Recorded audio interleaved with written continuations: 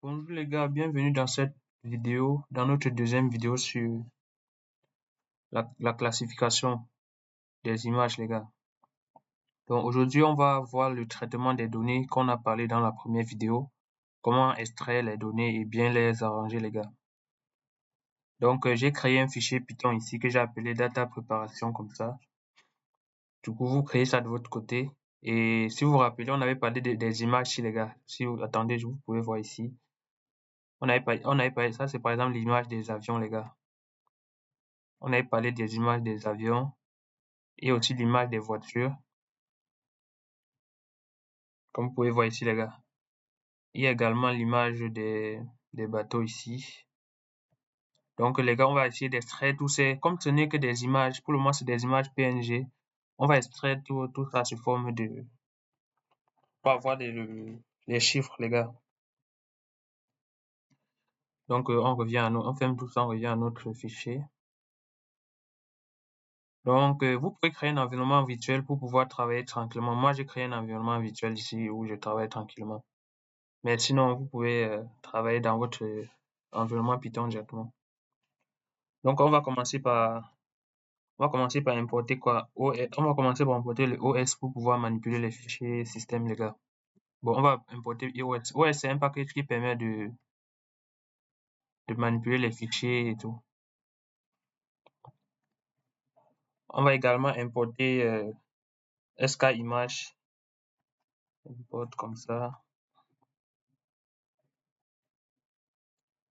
Import SK image comme ça.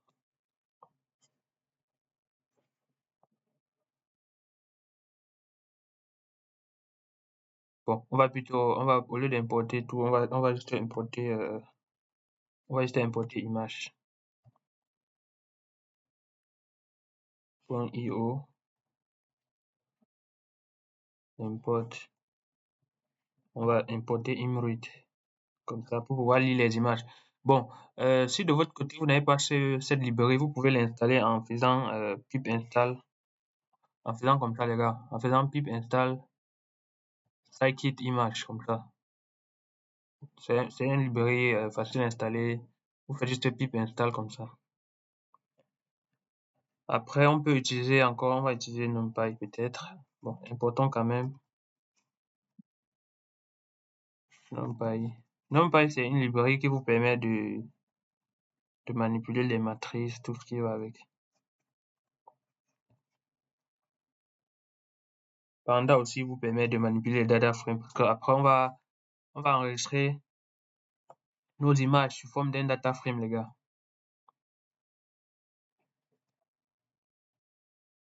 On va faire Panda. Voilà. Bon, je pense que pour le moment ça va nous servir. Donc les gars, qu'est-ce qu'on peut faire? Maintenant ici, on peut mettre le chemin d'accès à notre data. On va appeler ça input comme ça. Bon, appelons ça input div comme ça pour dire input directory. Et là, bon, pour avoir le chemin d'accès ici, je pense, vous pouvez venir ici, vous faites clic droit et il y a copier le chemin quelque part. Copy path ici, voilà.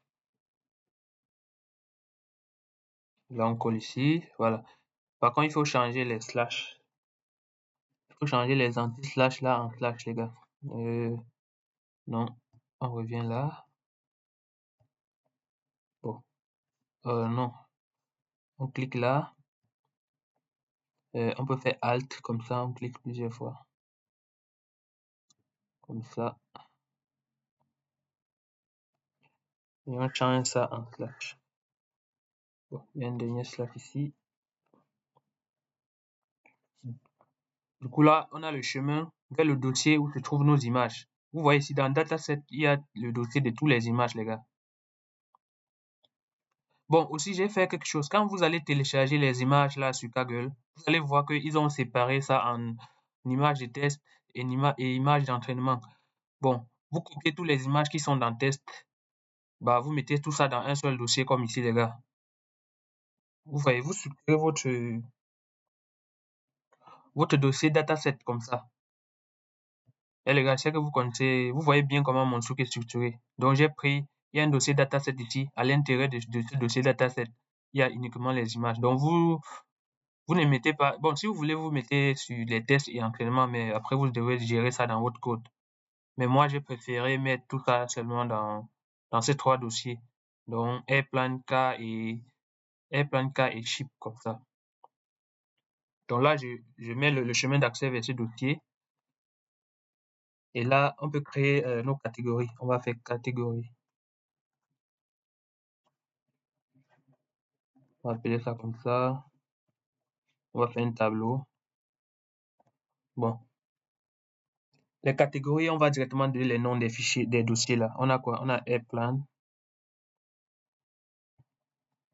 Bon, rassurez-vous bien sûr que les catégories que vous donnez ici, c'est les mêmes noms des dossiers parce qu'on va directement utiliser ça. Ainsi, il y a Airplan avec S, il y a K avec S. Par contre, le chip, la virgule, oui. Après, il y a chip comme ça. Voilà. Donc là, on a nos catégories. Bon. Qu'est-ce qu'on peut faire encore? Bon, on va créer un tableau où on va enregistrer nos données. Initialement, on va faire un tableau vide.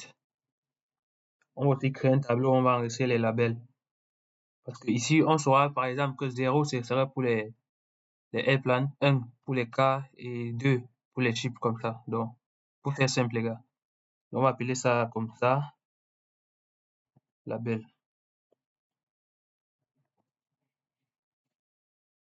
Voilà. Tout est bon, les gars. Maintenant, ici, on peut commencer par parcourir le fichier.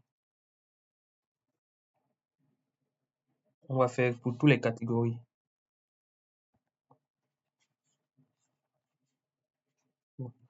On va appeler ça catégorie.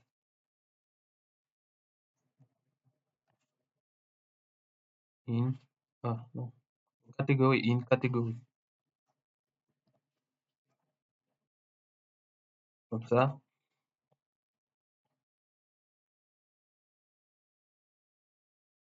Bon, je préfère qu'ici, on fait même ça comme ça directement. Pour ne pas, on fait enum ici.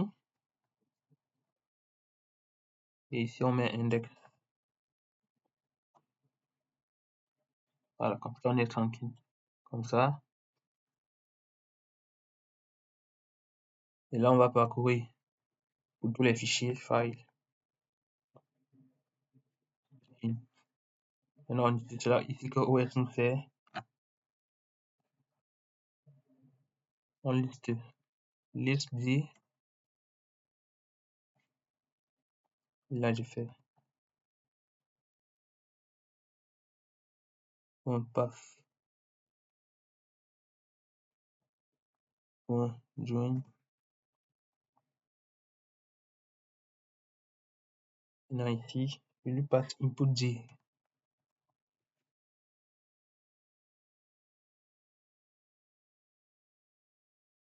Et catégorie.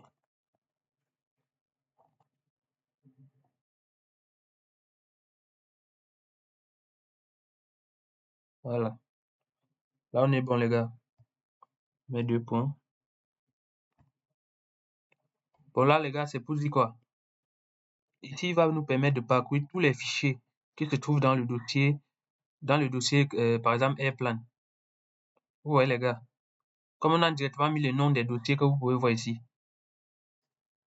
Là, maintenant, ici, ça nous permet de lister tous les fichiers qui se trouvent par exemple, Airplan, donc toutes les images qui se trouvent là-bas.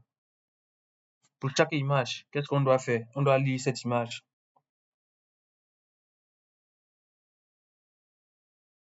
Donc, bon, enregistrons d'abord le chemin vers cette image. Bon, appelons ça image comme ça. Image path.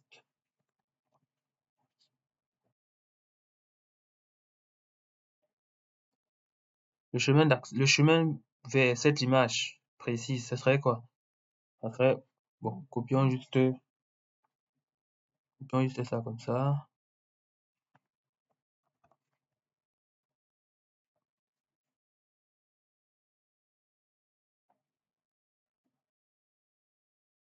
Et ici, on joint aussi file. Voilà, ça c'est le chemin vers une image précise. Donc vers une image dans le dossier catégorie. Maintenant ici on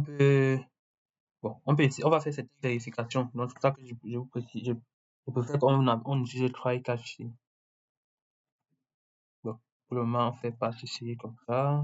Faisons passe. Levons une exception.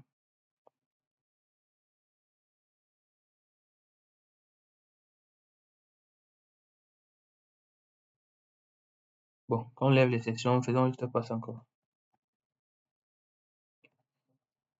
Ça c'est si jamais il n'arrive pas si jamais il n'arrive pas à exécuter ce qu'on va faire ici, il y a cette exception les gars. Désolé les gars. Donc là, on peut maintenant lire notre image. On va lire l'image. On va faire image, equal to imread. Et on lui passe le chemin vers l'image. Image, passe. Vous voyez les gars. Là maintenant, on va lire.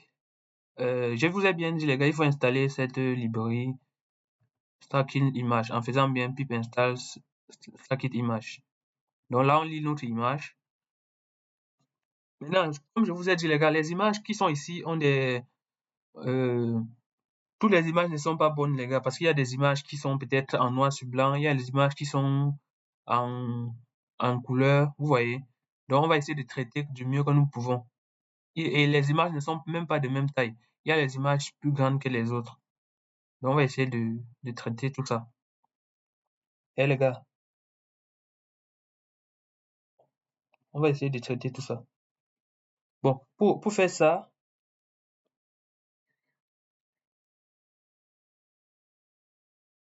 je vous propose que on déclare une variable même ici pour donner la taille qu'on veut pour nos images. Bon, la taille, parce qu'on va faire, on va, comment je peux dire, on va faire un resize de nos images. Donc, je vous propose ici qu'on appelle, par exemple, une variable, on peut appeler ça resize, euh, appelons ça resize taille, ou peut-être resize taille, non, taille c'est pas très bon. Resize shape, par exemple, égale, nous, bon, on va dire, on va réduire toutes les images en 64, par exemple. 64, virgule, 64. Bon, vous pouvez faire ça en 32 par 32, mais si vous diminuez encore trop, l'image risque de trop gâter la qualité, les gars. Bon, je pense que 64, c'est pas mal déjà. Et ici, donc, on va alors importer, on va faire, bon, on va faire from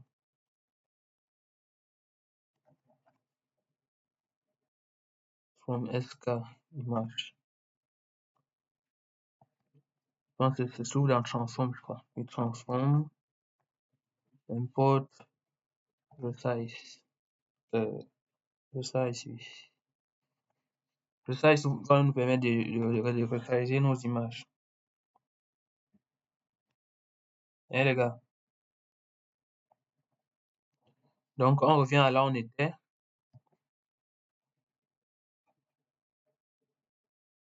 Maintenant, on peut faire certaines vérifications. On vérifie d'abord on vérifie d'abord si nos images, on vérifie d'abord si nos images ne sont pas en niveau de gris. Donc, on va faire if len comme ça, par exemple, de image.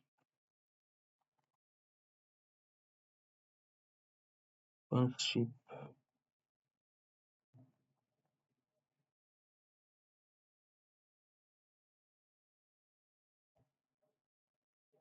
Oui, c'est bien là.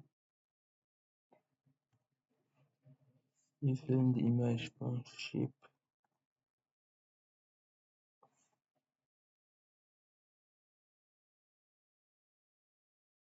Bon, pour que ce soit une image couleur, parce que nous on veut juste les images couleurs. Bon, on va mettre égal 3.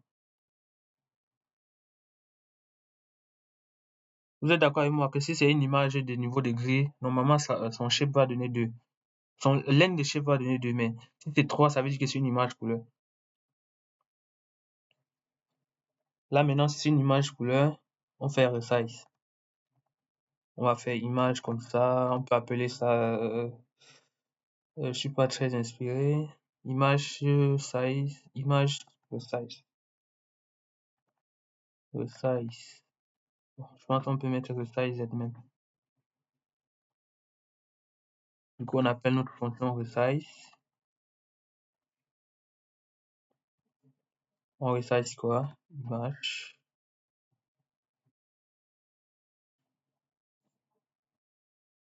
On le met à resize shape que nous avons défini tout à l'heure. Oh, je confonds toujours la virgule et le point virgule. On met mode égal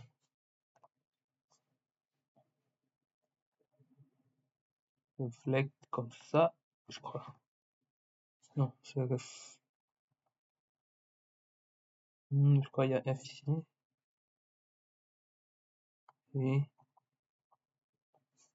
Et on met aussi anti-aliasing, je crois. Anti-aliasing. Oh non. Je crois que c'est anti comme ça. Oui. On le met à vrai. Voilà les gars, ici, cette ligne a pour effet de resizer l'image. Quelle qu'en soit la taille, qu'elle soit 1024 x 1024, comme vous pouvez voir ici. Il y a les images de 1024 x 1024, il y a les images de 64, de 128 fois, et ainsi de suite. Donc ici, on va faire un resize de taille 64 x 64, quelle qu'en soit la taille de l'image. Après, on peut faire, comme je vous ai dit, imaginez par exemple l'image qui ici n'est pas de taille 64 x 64 et que c'est peut-être de taille 32 x 32. Je veux dire même quoi? Je dis, imaginez les gars, une image X ici est par exemple de taille 32 x 32. Vous voyez? Même en faisant le resize ici là, en fait, il va ignorer le resize ici, il va justement prendre directement 32 x 32.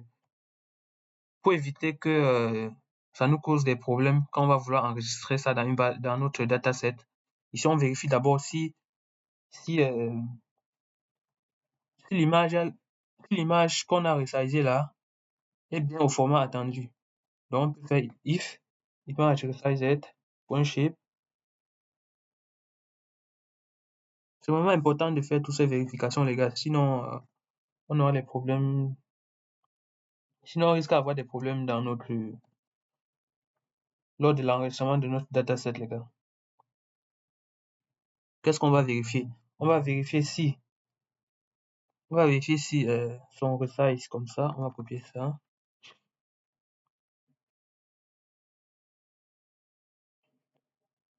On va vérifier si c'est égal à quoi.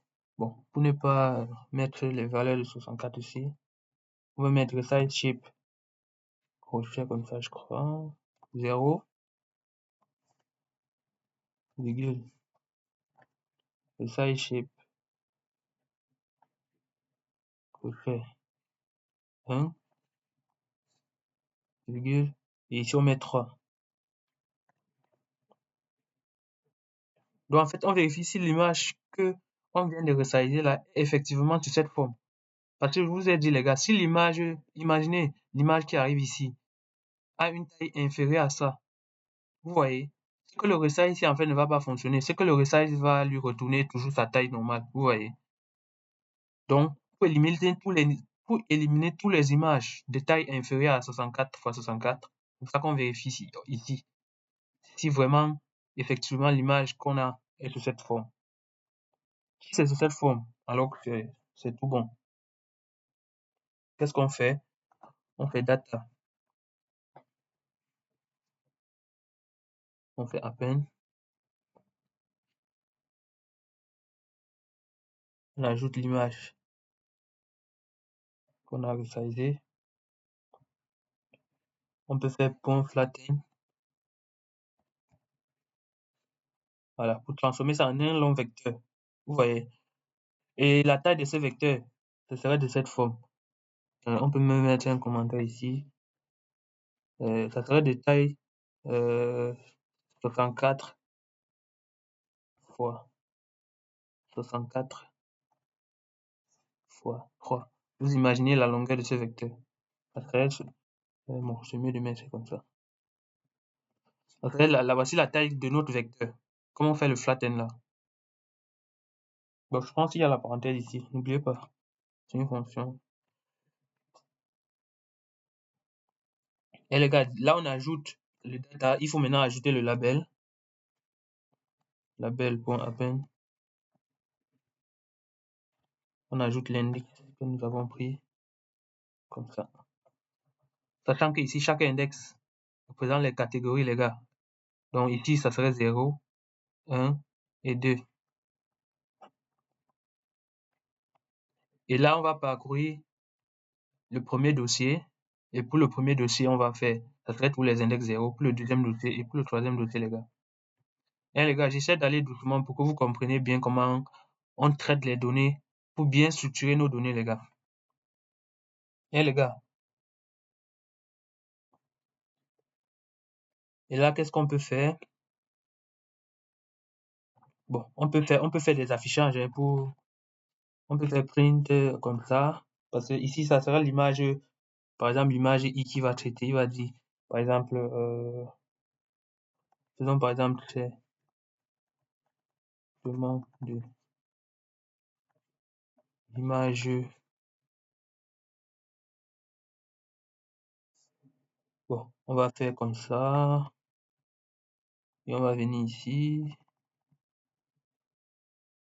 On va mettre F comme ça. Traitement de l'image I. Et on fait ici. Bon, pour faire un peu comme s'il traitait des images. Oui, on peut déclarer un I ici. On le met à 0, les gars. Et ici, on fait traitement de l'image I. Et ici, on fait I plus 1. I.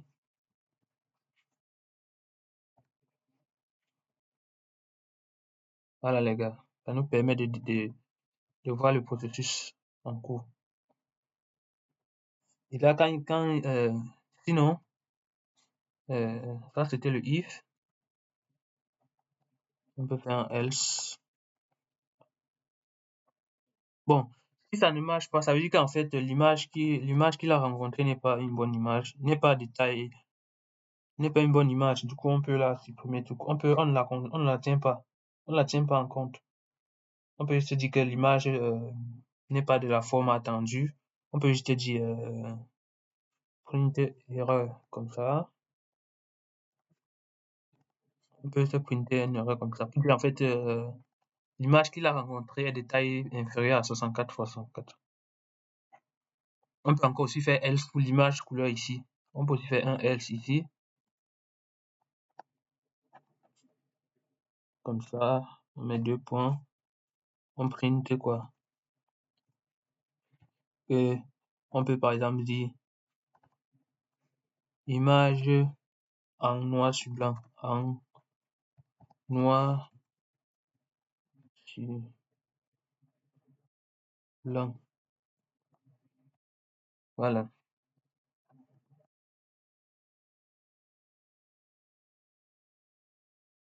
Bon, pour l'exception ici, on peut ajouter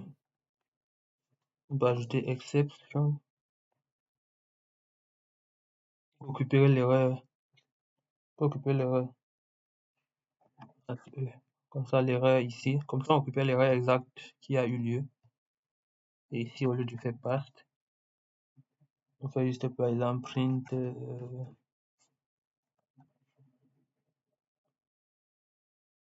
F comme ça. Bon, c'est pas erreur avec. Bon, on peut juste faire erreur comme ça et à la place on met E. Et les gars, là on est propre, on est très propre, on a fait un truc propre les gars. Vous voyez qu'on a récupéré toutes les images, on a fait flatten, on a mis ça dans le tableau aussi les gars et on l'a bien labellisé. Donc là maintenant on a deux tableaux comme ça ici. Qu'est-ce qu'il faut faire maintenant les gars? Il faut maintenant qu'on sauvegarde ces données. Donc dès qu'on finit la boucle, dès qu'on sort de cette boucle, il faut maintenant qu'on sauvegarde nos données. Qu'est-ce qu'on sort? Dès qu'on sort, qu'est-ce qu'on fait? On peut faire data égale. On convertit ça en NP array. Donc on peut faire numpy point as array. Donc on fait as array, on lui passe data. On fait la même chose pour les labels. On fait label égale equal to np point as array. Le label as array.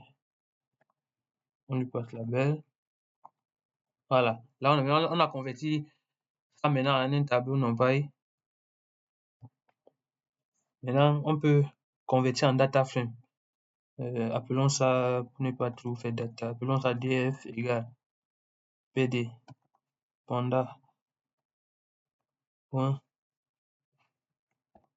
Est-ce que je vais importer panda ici les gars? Ah, j'avais appelé ça ps. Bon, on peut appeler ça comme on veut, mais l'idéal c'est mieux d'appeler ça pd. Et là on fait ça pd.dataframe. Il est là.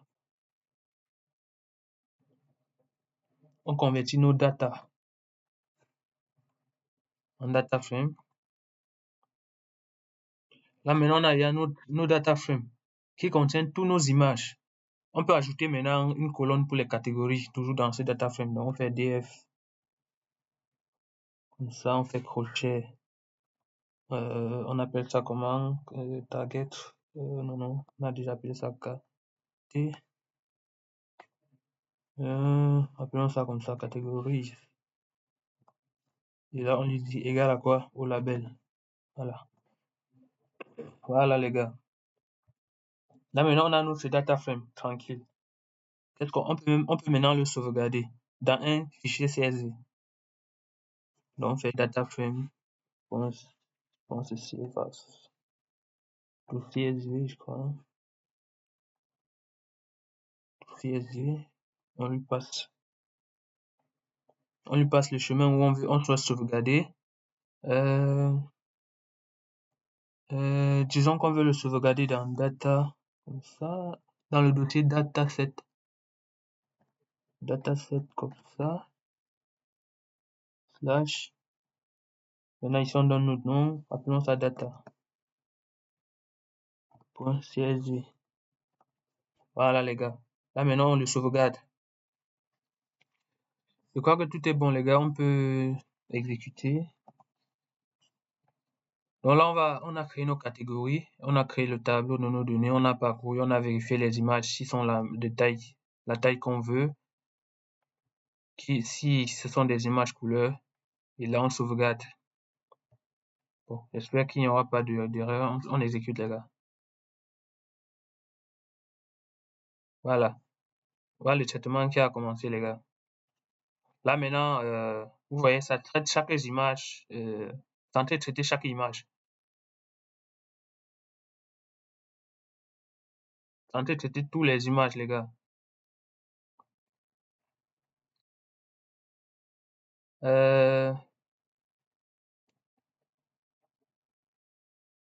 Bon là, le traitement peut prendre du temps quand même. Sinon, si vous avez bien vu le code, ça va traiter toutes les images et ça va les sauvegarder dans le dossier dataset. Donc, toutes les images sont ici, les gars, comme on a bien présenté dans la première vidéo. Donc, les gars, le traitement peut prendre beaucoup de temps parce qu'on a plus de 3000 images, je crois.